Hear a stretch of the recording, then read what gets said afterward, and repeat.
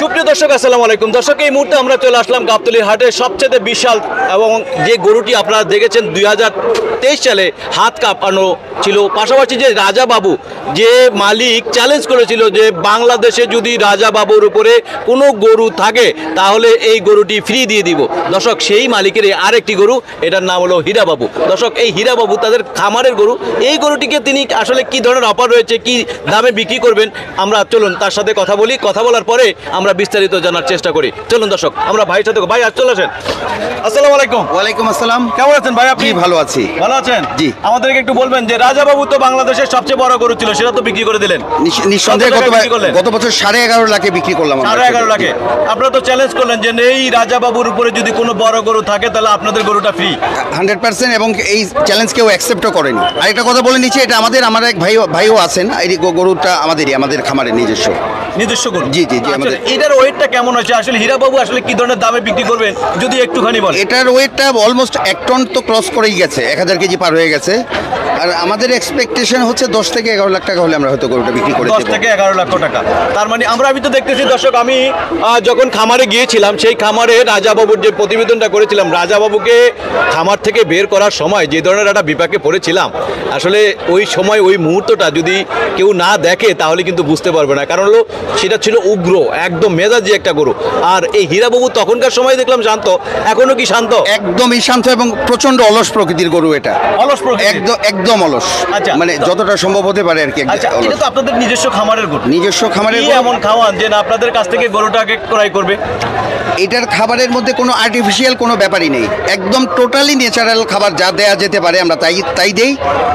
গত বছরে আমরা এটা গরুর হাট থেকে গরুটা ফেরত নিয়ে গেছি। আপনি জানেন যে কোরবানির হাটে একটা গরু আসলে এটা নানান ধরনের জীবাণু আক্রান্ত হয়ে থাকে। হ্যাঁ, কেউ সচরাচর লসে হলেও গরুটা বিক্রি করেই দিয়ে যায় হাটে।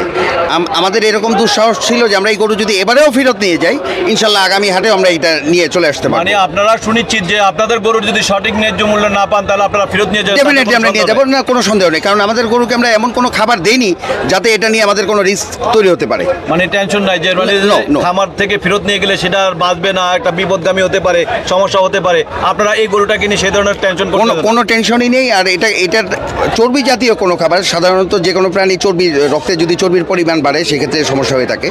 তো চর্বি বাড়ে বা স্বাস্থ্য বাড়ে এরকম কোনো খাবার আমরা কোনো কালেই দিইনি।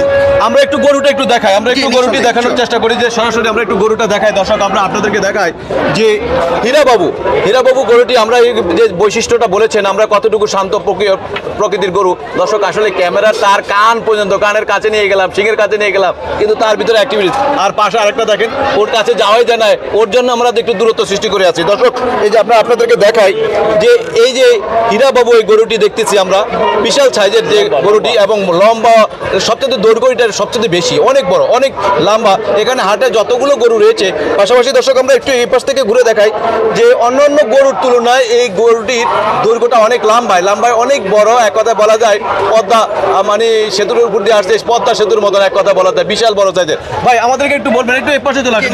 নিঃসন্দেহে। আচ্ছা, আগের তো মানে একটা চ্যালেঞ্জ ছিল, এবার কি চ্যালেঞ্জ রয়েছে? এবারের আসলে চ্যালেঞ্জ করার মতো অবস্থায় আমরা নাই। এবারে আমরা দাবি করতে পারি না সবচেয়ে বড় গরু, কিন্তু ওয়ান অফ দ্য বেস্ট। এটা আমাদের নিজস্ব খামারের জন্ম নেওয়া গরু, কিন্তু প্রথম থেকে লালন করা। তবে সেরা গরুদের মধ্যে এটা অন্যতম। সেরা গরুদের মতো অন্যতম নিঃসন্দেহে। আচ্ছা, আমাদেরকে একটু বলবেন যে আপনার গরুটা যে এখান থেকে ক্রয় করবেন যে সেরা অন্যতম গরু, এটা আসলে কিভাবে বুঝাতে চাচ্ছেন আপনি দর্শকদেরকে? এটা আসলে যারা বুঝবেন তারা আমাদের মুখের কথার উপরে আস্থা রেখেই বুঝতে হবে, এছাড়া আর কোনো বিকল্প নেই। তখনই বুঝতে পারবে গরুটা কোরবানি হওয়ার পরে বা জবাই হওয়ার পরে, মাংস মুখে দিলে এটা যে কেউ বুঝতে পারবে আসলে এই গরুটা। রাজাবাবু যারা নিয়েছেন তাদের সাথে কথা বলে যে ভদ্রলোক গরুটা নিয়েছিলেন উনি প্রবাসী ছিলেন, লন্ডনে ছিলেন। এবার দেশে এসে এই গরুটার ব্যাপারেও ইন্টারেস্টেড ছিলেন, বাট উনি এই মুহূর্তে অসুস্থ, এখনও গরুর হাটেই আসতে পারেননি। আমাদের সাথে কথা হয়েছে উনি গরুর হাটে আসবে। আমাদের কাছে গরু থাকলে উনি হয়তো অন্য কোনো জায়গায় চিন্তাও করবেন না, কিন্তু এখনও উনি সুস্থ হয়ে উঠতে পারেননি। আমি জানি না, তার মানে হাটে আসলে এইবারও মানে আপনার রাজাবাবু যে নিয়েছে হীরাবাবুকে সেই ব্যক্তি নিতে পারে, আপনি মানে চিন্তা ভাবনা করছেন এটাই? মানে ওনাদের তো এরকমই বক্তব্য যে যদি নেওয়া হয় আমাদের কাছে ফার্স্ট প্রায়োরিটি দেবে, আমাদের যে গরু আছে, তারপর অন্য কোথাও হয়তো দেখবেন।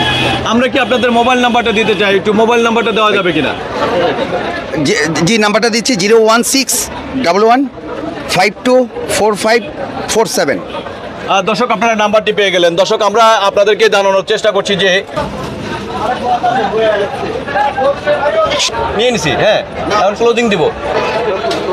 দর্শক আপনারা দেখলেন রাজাবাবুকে। বাংলাদেশের সবচেয়ে বড় একটি ষাঁড় গরু ছিল, যে মালিকের একটি প্রস্তাব ছিল যে রাজাবাবুর চাইতে যদি কোনো গরু বড় দেখাতে পারে তাহলে তার রাজাবাবু গরুটি ছিল ফ্রি। আর সেই রাজাবাবুরই ভাই এলো হীরাবাবু। দর্শক এই হীরাবাবুকে বিক্রি করার জন্য গাবতলী হাটে নিয়ে আসেন এবং তাদের গরুর আমি তাদের খামার পরিদর্শন করে দেখেছি, তাদের খামার ভিজিট করে দেখেছি। তাদের যে একটা পরিবার, যে ধরনের পরিবার, তারা শখে গরুগুলো পালন করেন। সাধারণত তাদের আভিজাত্য বা কোনো কিছুতে কমতি নেই, তারা হলো শখের কারণে তারা গরুগুলো পালন করেন এবং যে ধরনের খাবার দাবার খাওয়ায়, অনেকে মনে করতে পারে যে সাংবাদিক মনে হয় যেন কত টাকা খেয়েছে, কী কারণে তাদের গানে এত বেশি মানে হলো সাপোর্ট করে যাচ্ছে। আসলে সাপোর্ট না, আমি নিজে সরজমিনে ঢাকা থেকে আমরা নিয়ে গেছি। যাওয়ার পর আমি তার খামারটা ভিজিট করে দেখার পর আমি মুগ্ধ হয়েছি, কারণ অসংখ্য গরু রয়েছে সেখানে, অনেক বড় বড় গাভী রয়েছে, তাদের খামারেরই গাভী থেকে বেলি বাচ্চা এবং সেই খামারেরই গরু এই গরুটির জন্য। দর্শক আমরা আপনাদেরকে একটু কথা বলবো, যারা কোরবানি দিবেন আল্লাহকে খুশি করার জন্য, যে কোরবানি যে দিবেন, সেই কোরবানি দেওয়ার পরে আপনারা বুঝতে পারবেন এটার গরুর গোস্তটা যখন আপনারা আপনার পরিবার আত্মীয় স্বজন সবাই মিলে খাবে, খাওয়ার পরে বুঝতে পারবে যে গরুটা কতটা ভালো ছিল কতটা মন্দ ছিল। তখনই আপনারা হয়তো কমেন্টে আমাদের এই ভিডিওটাতে আপনারা জানাতে পারবেন। দর্শক ভালো থাকবেন, সুস্থ থাকবেন, আল্লাহ হাফেজ।